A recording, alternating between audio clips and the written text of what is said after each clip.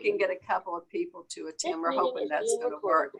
And I'm trying to set up a laptop in the lobby so all the staff can be on it at one time. I promise you nothing. How about that? I'm just trying. That's all I can say. Just continue and adapting. I'm glad you're here. Huh? Just have to continue adapting. Well, you know, all we can do is try.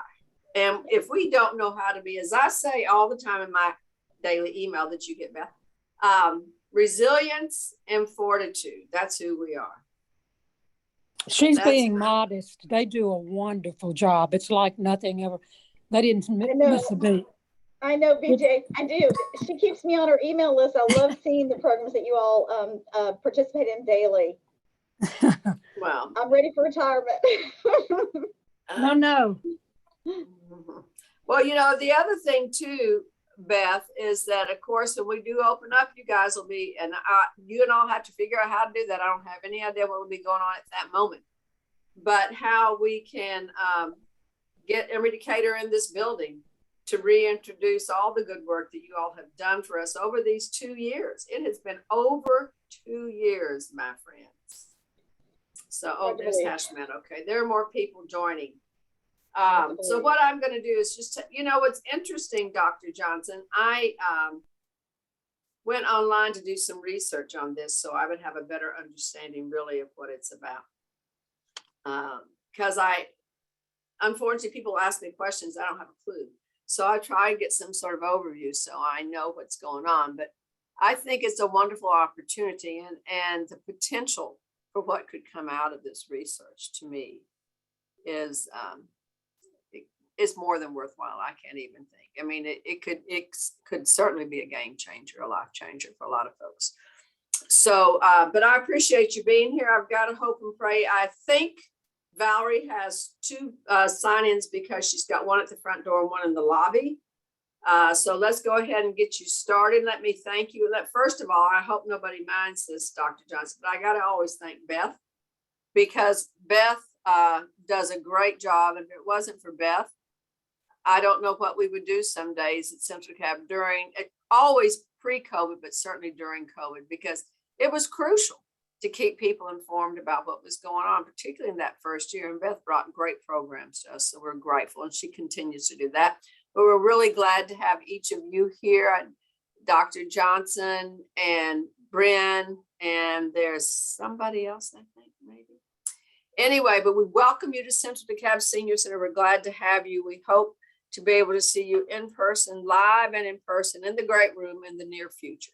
So thank you very much. I'm going to turn this over to you. What a great topic for all of us. Thank you. Victoria, may I ask a really quick question? Sure. I see that it's being recorded, but it's flashing. Does that mean it just hasn't begun yet? I don't know. You know, I don't know any of that stuff, but I'll get your answer. All right. That actually means that it is recording and it's doing what it's supposed to do. Oh, good. I haven't ever seen it flash before. Okay, well, thank you. You guys are on. Thank you very much. Let me check with Val. Great. Hey, thanks so much for the opportunity to come in and present. I'm Dr. Ted Johnson. I work over at Emory. I also work at the Atlanta VA Medical Center. I'm chair of the Family and Preventive Medicine Department, and I'm also chief of General Internal Medicine. I have a lot of involvement in different things that go on at Emory and at the VA and at Grady in primary care. And I'm also a participant in the All of Us study. So I'm a participant in the All of Us study, and I'm also a co-investigator for the All of Us study. So look forward to spending some time, having some fun, and telling you about this important project. So here we go. So while it's been a bad pandemic for people, it's actually been a great pandemic for dogs. And if you went around shelters across counties and looked for a pet to adopt, all the shelters were vacated. And this is our contribution to cleaning out the shelters. This is Molly the Collie. And so Molly the Collie has been our pandemic dog, and she's been a great addition to the family. And She likes hanging out by the water, although her fur is so thick when she gets wet, she seems like she's going to sink, but she doesn't. She is 12 years old, and so she's got some energy, and she likes to sit in the background and sleep. And so I have a couple of Zoom backgrounds where Molly is sleeping on the couch. She enjoys getting out and walking, and she's just been a great family dog. And so my question to you about Molly the Collie is, what kind of dog is Molly? And so I invite you to go ahead and put an answer in the chat if you are sitting at a computer and have the opportunity to provide a chat answer, and I will look and see what you think about Molly the Collie. And so you could say, well, it's Molly the Collie, therefore that's your answer. She's furry like a sheep, therefore, or who knows what Molly the Collie is. And so this is our pandemic dog that joined our family. When we got her at the shelter, they said she's Molly the Collie, and she was a farm dog, and they, were having a difficulty on the farm. And so, what do you think? I'll look for any answers in the chat.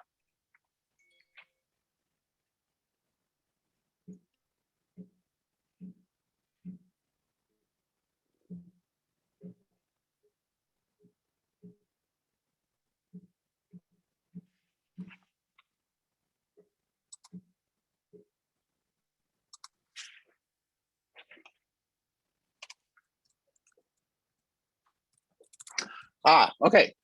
Thank you, Josie. Border Collie. Bren, Border Collie mix. Any other answers? Border Collie.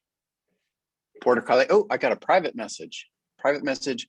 Border Collie. Hey, Catherine, thanks so much. You've been in the All of Us program through Emory. That's awesome. An Australian Shepherd. Oh, okay. So I'm going to tell you, but I also wanted to suggest that all dogs share 99% DNA with wolves. So who knows? Who knows is a great answer. So there are recreational applications of DNA testing, and I would offer you that dog owners have gone into this big time. And there are lots of opportunities to find out what kind of dog your dog is if you don't know. And so there's a canine DNA test. It's not so hard to do, just a little saliva on a swab, and you send it off and you get an answer. And so, people are becoming more comfortable with certain aspects of DNA testing, and we're going to do a deep dive into that in a second. And so, drum roll, please. Here's what Molly the Collie is. She's a beagle. Now, no one said that she's a beagle. And the embarrassing thing is that we used to work for Atlanta Beagle Rescue, and we had no idea that she was 28% beagle, but you could sort of see it in the snout. It doesn't really look like a collie snout. It's a little bit shorter and all that. But Molly the Collie has a lot of different brands, different breeds. And so if you take a look, like Snoopy, if you take a look up and down there is just no collie at all. And so we were talking to some of our family members, and everybody was a little surprised about this. So it was kind of fun to know and kind of fun to do. And so whenever we're walking Molly, that one of the first 3 questions we get asked is, what kind of dog is Molly? So I've done my own swabbing, and so I've been on ancestry.com, and not surprisingly, they say I'm Irish, which I knew, and they've sent me other updates saying, oh, by the way, you're more Irish than we thought you were. My DNA hasn't changed, but their kind of database has increased, and so my ancestors come from Ireland. So.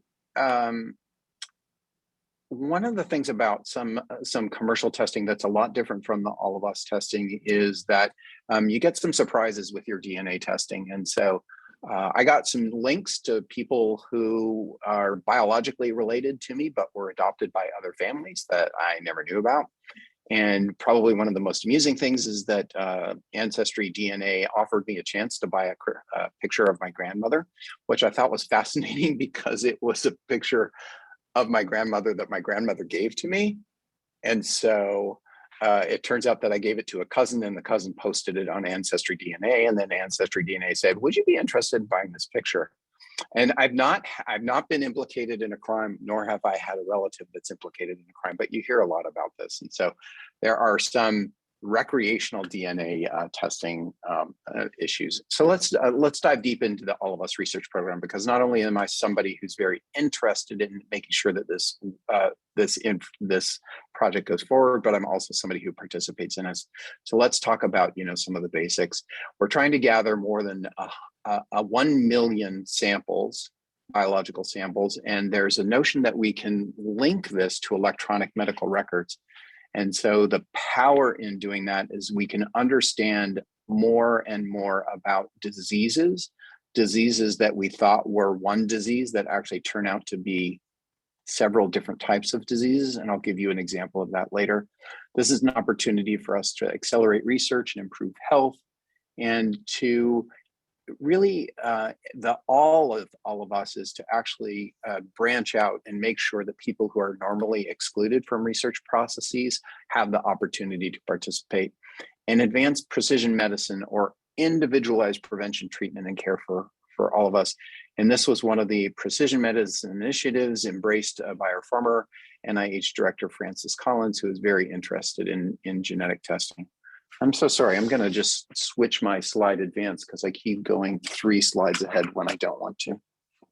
Give me just 1 second.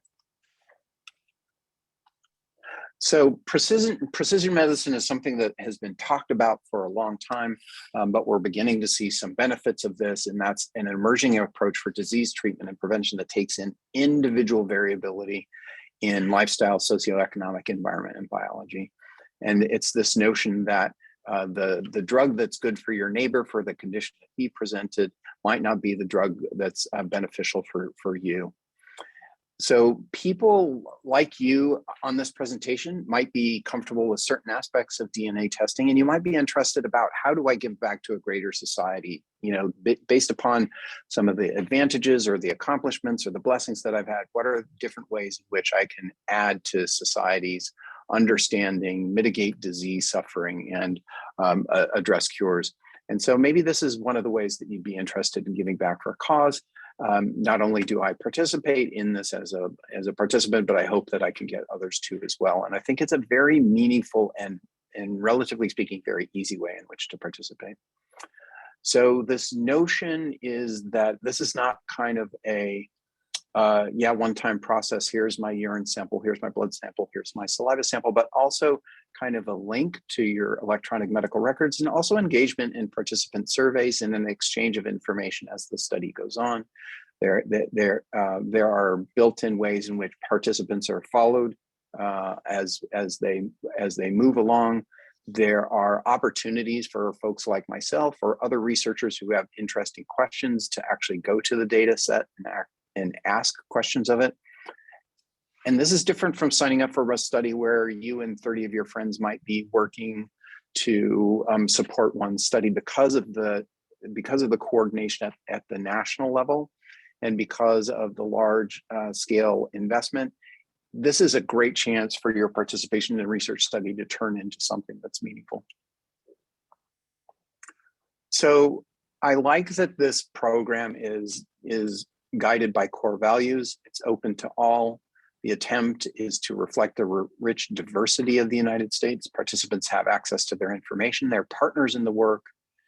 The meaning of the project is to result in positive change, and that the data is broadly available. I'll show you an example of how data that was collected in the project ended up giving an answer to a very interesting question that might help us in future pandemics. So more on that in a second. Anytime you do a credit card transaction or offer your phone number or someone asks for your birth date, you're always concerned about what's the security and privacy of that information. That's a core value of this program. Make sure that trust is earned through transparency, and also make sure that there are stop gaps and fail safes in order to make sure that your sensitive information is protected. How are the different ways in which people are engaged? There are online surveys. There's a link to your electronic health records. You go in and you have some biological measurements. There's an opportunity to link a Fitbit or a wearable to your account. And so a little fewer than 12,000 people have opted to do that. And there are more and more ways in which information about your own DNA is shared back with you. So for me, I mentioned that I did the Ancestry DNA, and I mentioned that I'm an All of Us participant. I'll show you some of the results that I've gotten back from the All of Us study. But because of some of my family history of cancer and my membership in society as a girl dad and my thinking about my 3 daughters, I went ahead and had some additional genetic testing based upon whether or not the family history that I have for certain cancers would put any additional risk on my daughters in their reproductive health. And it turns out that that we're okay. But it was, again, something that I felt that I was interested in knowing. And I think that that's a core principle of the All of Us study. You're interested in knowing, you're interested in other people knowing so that other people can be helped. And there are also biosamples that you provide as well. So this is, and Bren can give me some correction as we get towards the end, but these are some data from not too long ago in terms of talking about, how far we are and how close we are to 1 million. We've got a lot of participants at Emory, but we're also part of Emory and Morehouse and the University of Miami and the University of Florida in the Southeastern Enrollment Center. And we're collecting a lot of information about participants who might not be all that accessible if they were doing a Midwestern collection. So we have a lot of folks who are Latinx, Latina, Latino, Hispanic, and also African-American participants populations that it's easier for us to engage them and enroll them in this setting than it is in other parts of the country. So it's a great time to do this work. We have the technology to really take advantage of it with so many electronic medical records. We can begin to look at DNA and how that relates to conditions that you've been diagnosed with and the success of treatment. And we're having a better and better understanding of human genes. So let's talk about participation. So it's free. You don't need to change hospitals or change providers or change anything about your health system. It doesn't interfere with any clinical care that you would get. You have the opportunity to complete online surveys. There is an opportunity to link your electronic health record with participation. And that's one thing that's really powerful about the participation opportunity. You go in person to offer some blood, urine, and saliva samples. The program will continue on for 10 years or over. If you decide after entering, hey, look, I've thought about this a little bit and I'm less comfortable than I was, there's a no hassle, no questions asked withdrawal that's available to you. And you get the opportunity to look at your own data and summarize results. I feel that based upon some of the research that I've been involved in for the past 25 years, that the All of Us study has great online videos and easy consent process and really makes an effort to keep in touch with you better than a lot of research studies that I've been a participant in or been involved in. So the different things that you can do, you are asked to consent and authorize your link to the electronic health record. You have an opportunity to participate in answering health habits, which is a nice way to link additional information that might be available for researchers. There's physical measurements that are both in your electronic health record, but are also taken on your enrollment in the All of Us study. You provide really a modest amount of biological specimen, not too many blood tubes, a urine sample, and a saliva sample, and an opportunity to link some of your electronic monitoring things such as watches and Fitbits if you choose to. So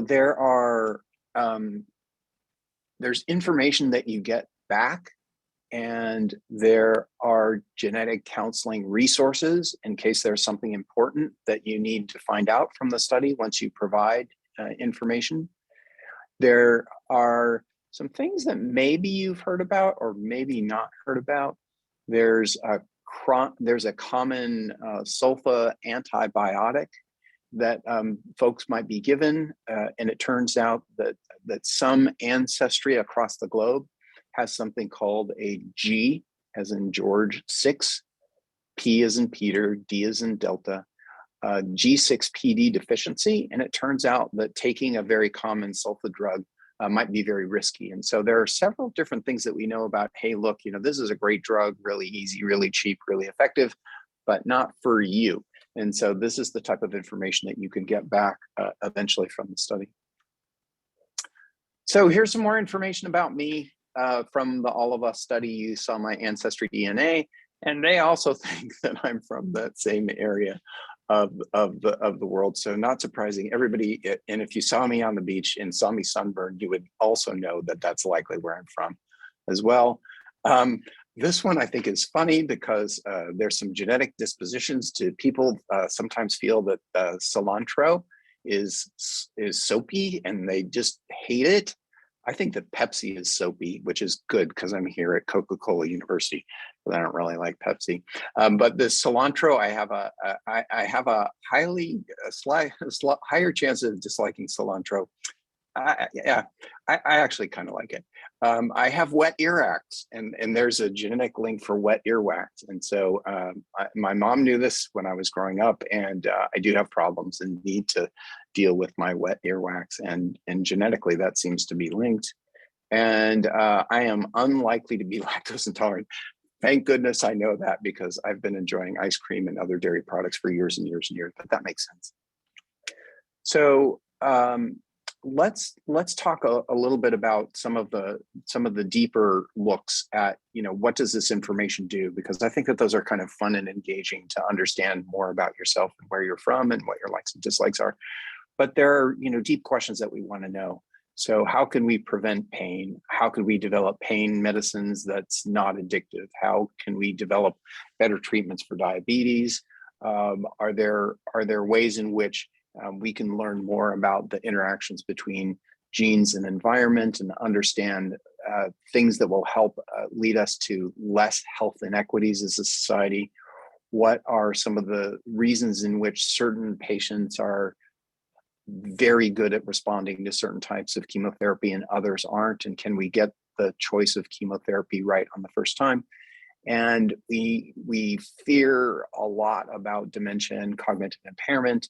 And we certainly know clinically that it's not one disease. Dementia is not one disease. There's likely 4 major subtypes: Alzheimer's dementia and vascular dementia, Lewy body dementia, and frontotemporal dementia. But there are several different things that don't look like exactly what we've learned about textbooks, and how can we understand more? So let me give you an example from my training. I graduated from medical school in 1990. So as a medical student and an early resident, I saw, the beginnings of the HIV epidemic. And one of the other things that I saw that I learned was that if you have something called amyloidosis of the heart, and it's shown here on this picture on the right, a patient with amyloid deposits in the heart. And you'll have to trust me on this, but it looks kind of sparkly or shiny in terms of what it looks like on an echocardiogram. You're looking at the apex of the heart appears at the top of this, and you're looking at the wall between the left ventricle and the right ventricle, and all that sort of white shiny stuff is amyloid. So our approach to amyloidosis causing heart failure in the heart, when I was in my early training, was refer to hospice. There's nothing that we can do, and there's not much out there. It turns out that with greater knowledge and greater experience, it turns out that that's not true. And so amyloid is a fancy word for a way in which a protein folds. And so if you've heard about Alzheimer's disease and amyloid, you're not imagining this incorrectly. There are different types of proteins that get folded in a weird sort of way, and they have abnormal function. Well, it turns out that there are not just one, but there are 2 different types of amyloid that are involved in the heart, and it's not the same amyloid that's involved in the brain. But there are 2 different types of amyloid that are involved in the heart, and one of them is the abnormal folding of a thyroid vehicle that carries thyroid hormone around your body, and the other is a different type of light chain. And it turns out that both of these are very treatable, but they're treated in totally different ways. And so what it looks like on your echocardiogram is that you have amyloidosis. But if you actually do genetic sequencing and genetic testing, you can figure out which one of these abnormally folded proteins is causing the problem. And you can actually treat for cure in this condition. So information that was not available to us at the time, that it becomes much more apparent when you dig a little bit deeper. I thought that this was fascinating. And so this, we're doing the All of Us study, and obviously you know about the pandemic, and the All of Us study shut down for a while.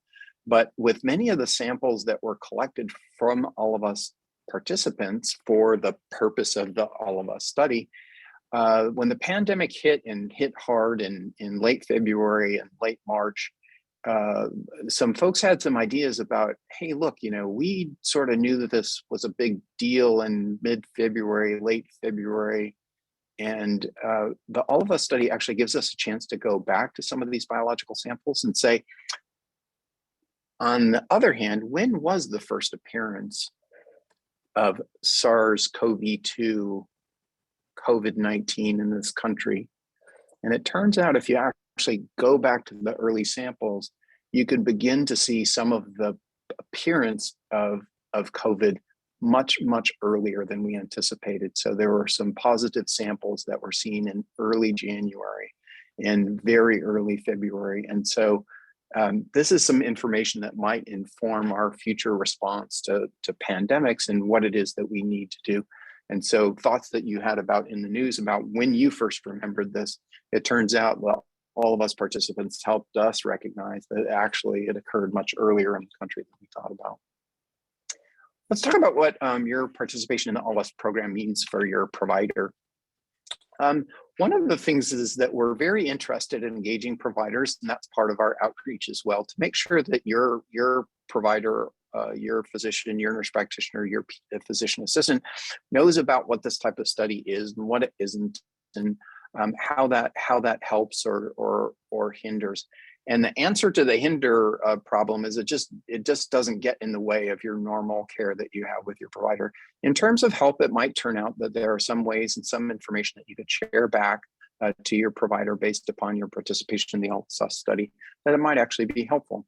And we look forward to, as the All of Us program goes on, being able to hand some of that information back to providers. That earlier example of, the G6PD deficiency, which makes you not a great candidate for Septra or Septra DS or Bactrim, or that trimethoprim sulfamethoxazole drug that's often handed out. Good to know that it would be good for your provider to know that that's not a good drug for you in case you're one of the few people who have that genetic deficiency. So there are different ways in which for me and providers and researchers can actually go and look at different things that are going on. So one of my clinical interests that I have the chance to practice at the VA Medical Center is working with older adults who are having age-related bladder dysfunction and age-related bladder problems. And it turned out that we've been doing some work to figure out about nighttime bedwetting accidents. And so we know that often happens in folks who are very advanced in their age and might have some cognitive impairment or might be on a sedative or something else is going on. And we know that kids have this bedwetting problem early. As the father of 3 kids, we had one who was kind of late, but it all sort of resolved itself by about age 7. But I had the opportunity to collaborate with some researchers in Israel who had found a case of a young woman who at age 17, 18, and 19 developed bedwetting. And it turns out that her family had a genetically related arrhythmia risk. And so this bedwetting at night was actually cardiac related and a rhythm problem that had her pass out at night. So for me, hearing about that as this happened to this poor unfortunate woman in Israel, and maybe it's happened 2 or 3 times, or maybe not. the opportunity for me to apply for access to All of Us study and begin to look at this across a larger group of folks and understand who has this prolongation of one part of the heart rhythm would be very important for me as a clinician. So here are some more updates about if I were to go into the browser and to look. There are, a little short of 500,000 participants, and there's a number of people who have developed the links, and we're, trying to go up over time to make sure that this database is as clear as it could. There are folks who are at academic institutions, folks who are at nonprofit organizations who are accessing these data. So the good thing is that if this is a way that you choose to give back, your contribution to medical research is a low burden for you and highly likely to result in good findings. And we're very interested in making sure that our research folks who are doing work with this data set are diverse and that our patient participants are diverse as well. So where can you sign up? I'm going to show you at the end of this slide deck an opportunity for you to either phone or text or even take a QR picture using your smartphone that would allow you to go to Enrollment Site, even if you're not convinced that you wanted to do this, but you just say, I'm interested enough to hear more. There's an opportunity for you to do that. So we're really pleased that we have several different enrollment sites across the Emory network. The Emory Decatur Hospital, formerly DeKalb Medical Center. You'll recognize the address if you don't recognize the name. The Wesley Woods Health Center is where my office is, and that's the research site that I'm affiliated with. Executive Park, not too far away. And then two more, one at Emory St. Joseph's Hospital and one on the Emory Hillendale campus. So opportunities for you to go in person and have specimens and samples collected. And then I'm going to pause on this and I'm going to put myself on mute and invite Bren to offer any thoughts that she has. And that little QR code is something that you just shine your camera on and it'll give you a link to a site where you can put some information. So Bren, I'll turn it over to you. And thanks so much. I've got one more slide after Bren goes. Hello, everyone. Thank you so much for the invitation and for having us. My name is Bren Becker. I am the communications manager for the All of Us research program here at Emory University. And thank you, Dr. Johnson, for that amazing introduction and all the work that you do with us. As someone who deals with not only the participant side, but also the researchers that work with the information, I am just so proud to be part of this program. Our goal is to, of course, to advance medical discoveries. And while I myself have a whole plethora of medical issues, I hope that my future children and generations to come after me won't, because of what we're doing here, because I myself am also a participant of the All of Us research program. So we invite you to reach out to us. The middle column is the program information as well as my personal contact information. And you can, if you have any questions, we encourage you to reach out to us at either of those emails and either of those phone numbers, because the reality is that I'm at the other end of both of them. But yeah, and we also help manage the social media. So any way you reach out to us, you're going to get my team on the other end. We're happy to answer any questions you may have. You can also use the QR code to essentially fill out a little bit of information, and that will allow us to give you a call back or send you an email. And that way we can answer any questions you have. We can help you enroll. We can help you with any of the surveys. To either fill them out online, fill them out in person with us, or fill them out via a Caddy, which is our telephone system. So thank you for having us. Please feel free to include any questions in the chat, or you may be able to unmute yourself and ask. But yeah, we are here to help, and we look forward to answering and helping in any way that we can.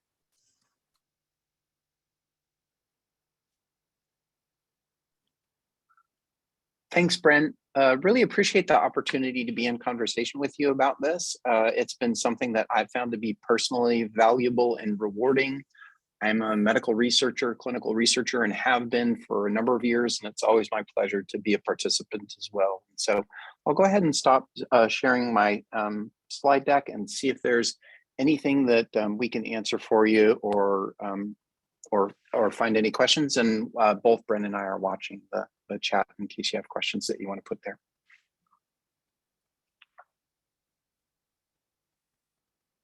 There are a few items in the chat, Doctor. Did you answer those? I'm sorry.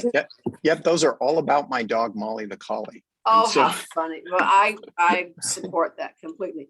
Let me say, so I always say a few words to kind of get people ready to Please. ask their own questions. One is that I heard you say that this is focused on the Southeast.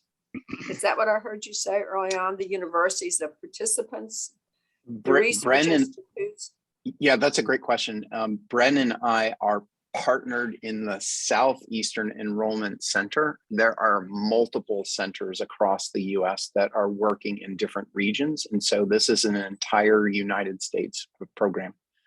And so, you know, kind of my boss's boss's boss is the leader of the Florida, Georgia consortium. Okay. Now here's my question. If you're not from this part of the country and you have no family here, is it beneficial to participate? Is that also, you know, I mean, because I'm not from here. I don't have any family in this part of the country. I'm from the Midwest, and my family's in the Midwest and the West. You know, it's just with the DNA, my assumption is the DNA that you gather would more be from this part of the country.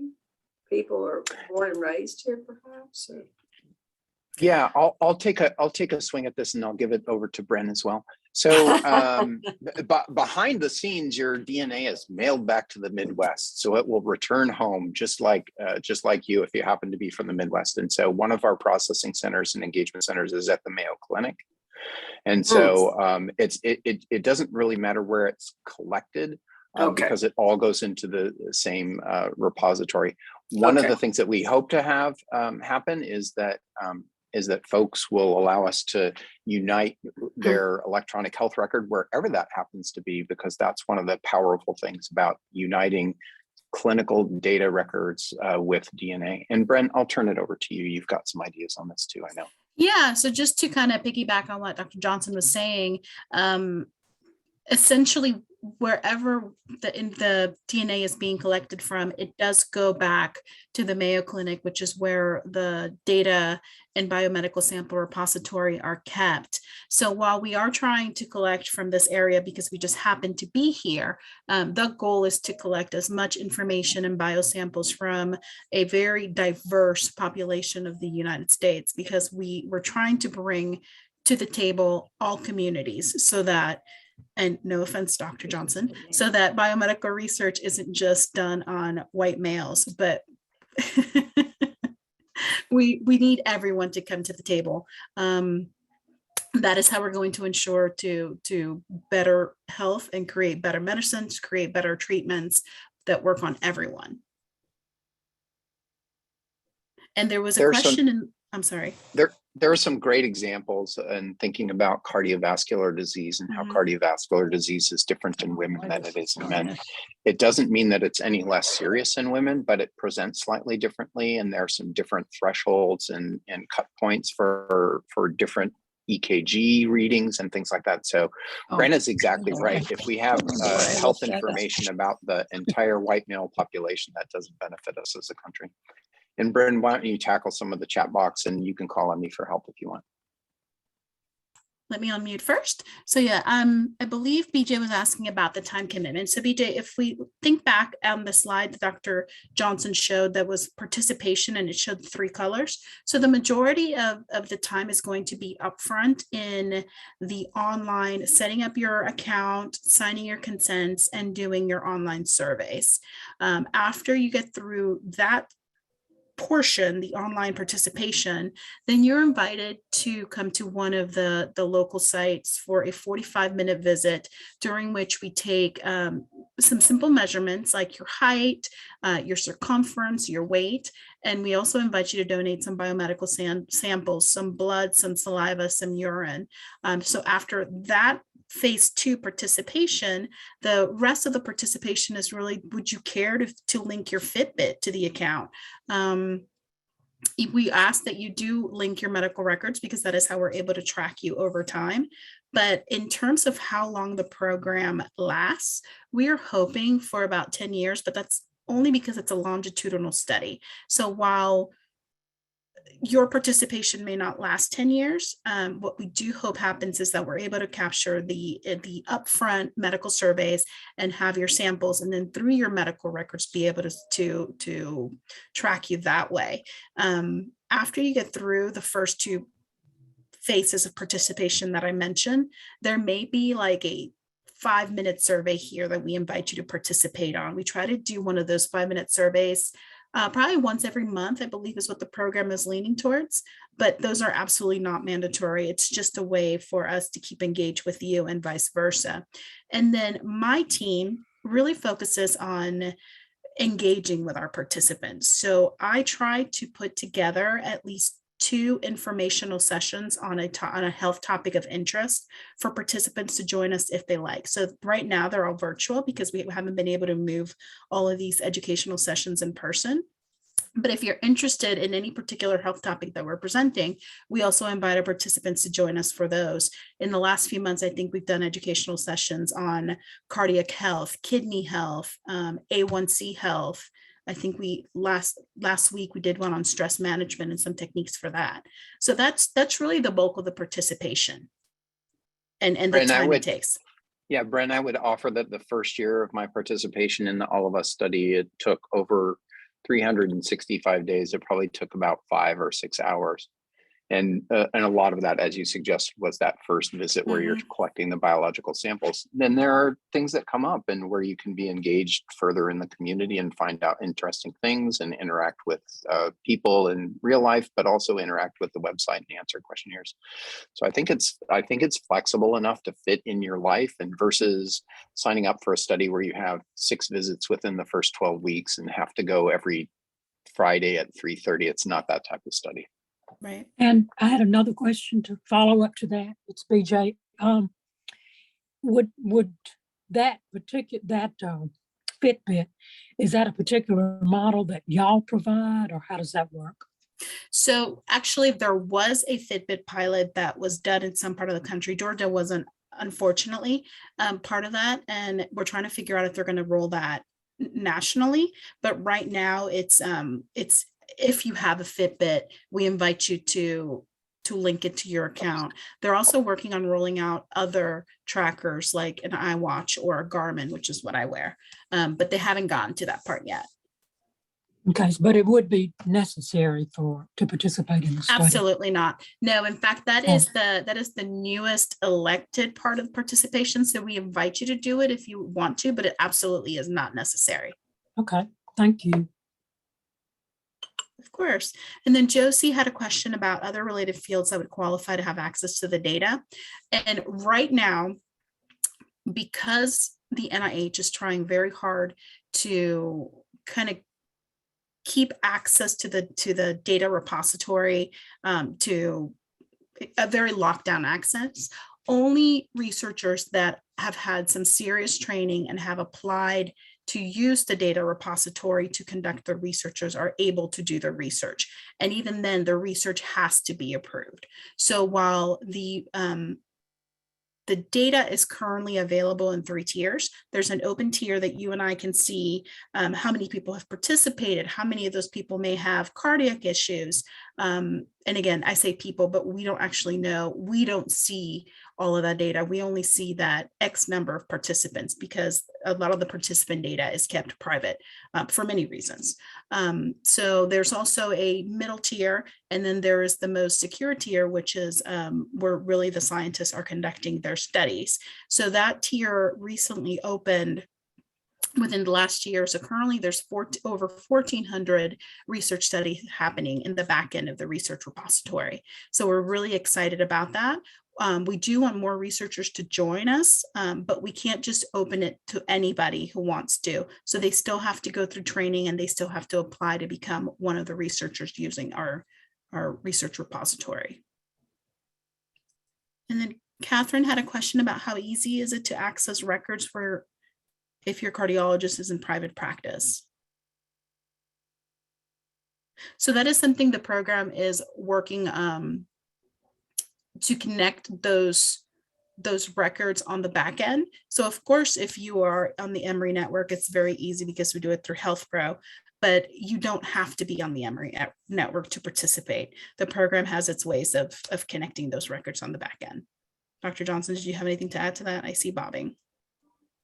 No, I agree with you, Brendan. I think that there are electronic record platforms that are part of the part of the study that it doesn't have to be brand name Emory. Yep. For that to be a connection. Thanks.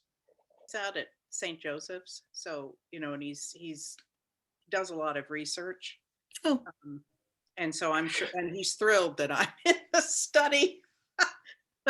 But it's very interesting because my husband worked at CDC for 15 years as in epidemiology, and he said, "You're never going to get accepted. They're not going to take you. You're a Caucasian woman. Everybody, it's ho hum. Because he said that what they really want is to build the diversity."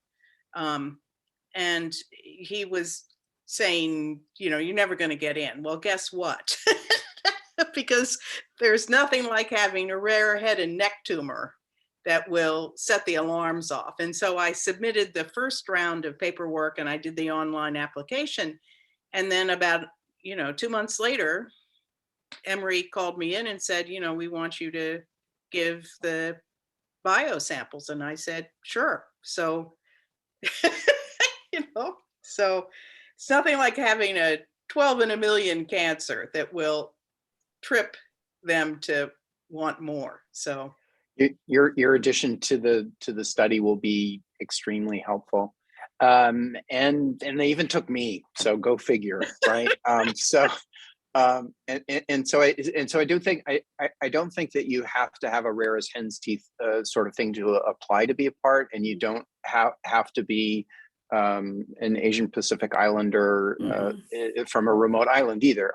I think that all of us means that, and we don't want to have just some of us being all of us, but the opportunity to have all of us being all of us is what we're seeking. So we're not turning away folks who are not in those underrepresented in research groups. And then Bren, maybe you could talk about privacy, security, and safety, because who doesn't want to know about that? I mean, I got a call the other night at 2:30 from Target security about something that happened to my credit card. So things go wrong. But go ahead. So to answer Alstrom's questions, so there's quite a bit of privacy and personal information hurdles that need to happen or that need to you need to jump through in order for us to have a breach. And really some of these protocols go back to the NIH, what they're requiring, but a lot of the protocols also go back to what Emory requires. But I believe what Almstrom is talking about is the personal data that is being put in the repository. So when a scientist registers to get data out of the repository, they're not actually getting data out of the repository. First of all, they're only seeing a portion of the information. So there's no identifiable information that they're seeing. They're not seeing your name, they're not seeing your address, they're not seeing your Emory record number. They're really just possibly getting the state, city, sex, and then the measurements, the biosample, any markers that may have come from the whole genome sequencing.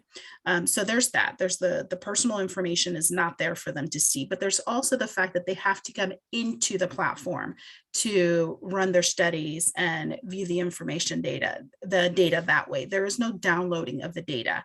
And that's done for a very specific reason, because one of the best ways to cause a data breach is to be passing data back and forth and keeping it in private computers versus just having a very secure environment where the data lives and does not leave. Does that make sense? And Alstrom, if you are interested, I can certainly provide you some more literature on this that goes way deeper than you may want to know, but I'm happy to share it. Well, I was asking the question, I'm not concerned now that now that I'm not working full-time, I'm not worried about an employer, finding out something about me and then not hiring me or excluding me from health coverage. I can't be kicked off of my Medicare coverage. Right.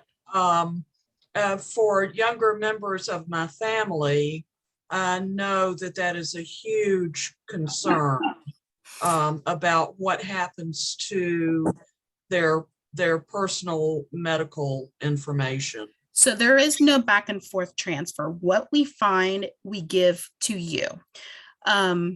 It is, I do have to point out though, that because the All of Us research project is specifically also looking to provide to our participants any medical risks that may come from the whole genome sequencing, that information will then be shared with, if something is found, that information will be shared with the participant through a genetic counselor. What you and the genetic counselor discuss is confidential. However, the genetic counselor is going to give you the tools. If they find something in your genome they're going to give you the tool to then convey this to your medical provider.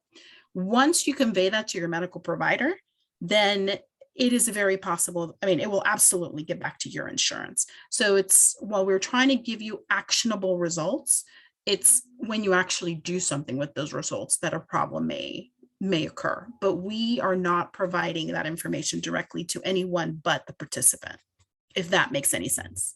It does. Thank you for the explanation. I really appreciate it. Yeah.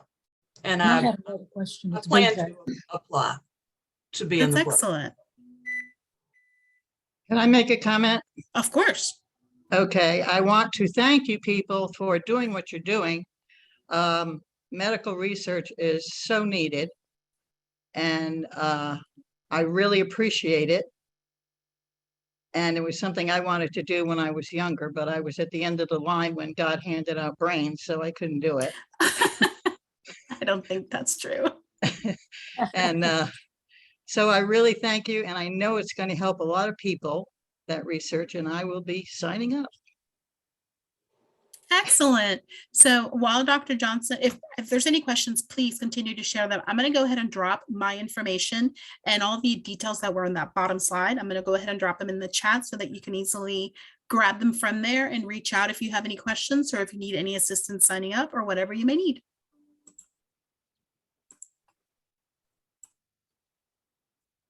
And it's BJ. May I ask a general question of you two? I've been, I guess you call it, invited through my PCP, and he's affiliated with NOAASide, and I think Emory also, to something called EHealth, which I never did participate. I know it's just another way of connecting all your records together. Is that, do you know, have y'all heard of that? Or? So sometimes an invitation from your provider to connect to EHealth is kind of that secure messaging system. Now, I may have this wrong, and that might not be what your provider was suggesting, but sometimes it is a connection with a secure messaging channel, a way for you to get your own lab results and to look at X-ray results and things like that. So that's possibly what it is. I know that there's a platform for hospitals that use the Epic electronic medical record system that's called MyHealth. And I know that we have a patient portal at Emory that's called Cerner Blue. And so that may be what they're talking about, or there might be something else that I'm not familiar with. Bren, I don't know if you had thoughts about that.